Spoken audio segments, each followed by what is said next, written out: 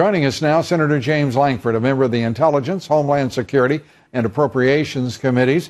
Senator, great to see you, and delighted to have you here with us. Good to see you again, Lou. Let's start with the warning from German officials at this late hour that they're worried that there will be radicalization of the refugees, or at least some part of them, by the radical Islamist terrorists in their midst. Your reaction? No, that's entirely likely, and that's the challenge. You have to look at what's the next step.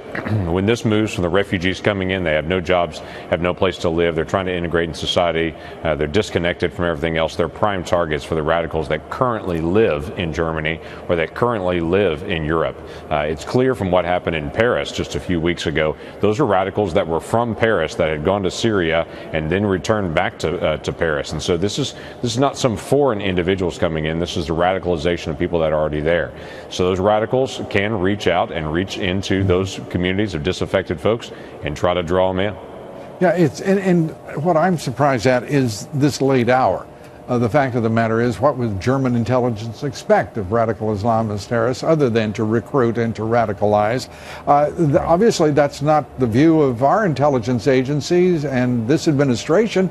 The president seeking to bring in 200,000 Syrian refugees. He's not worried about radicalization at all. Well, he should be worried about radicalization. That's currently happening here in the United States as well.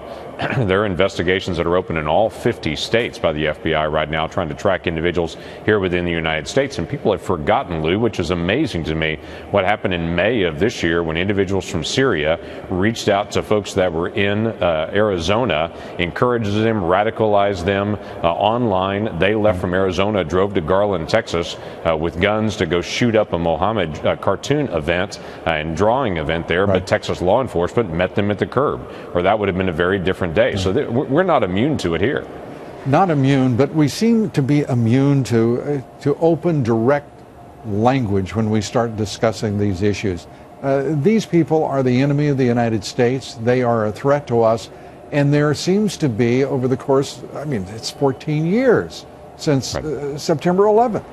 And we are still behaving as if we don't know who the enemy is. We have a president who won't even mention the term radical Islamist. Where are we to go? Well, he is so afraid that if he says radical Islam, it'll be painted as all Islam, which is absurd. This is not all Islam worldwide, but this is a certain sect of Islam that they are very passionate about, not just destroying the United States, but the Western world and, quite frankly, the modern world.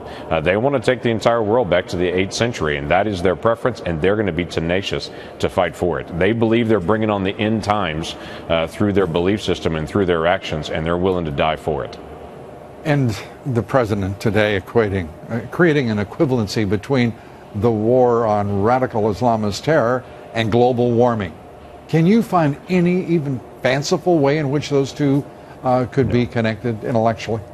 No, I cannot, and it's amazing to me how often this has come up in just the past week and a half, saying climate change is what's driving terrorism worldwide. That's not what's driving terrorism worldwide. I was sitting in the chamber at the State of the Union address in January of this year when the president spoke out and said there's no greater threat to our children into the future than climate change, which seems completely irrational now as we look at all the different issues, as we face a $19 trillion debt, as we have this very slow economy, as we deal with international terrorism and Islamic extremism.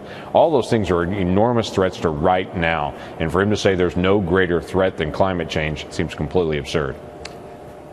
Senator James Lankford, as always, great to have you with us. We thank you so much. Appreciate it. Great to be with you, Lou.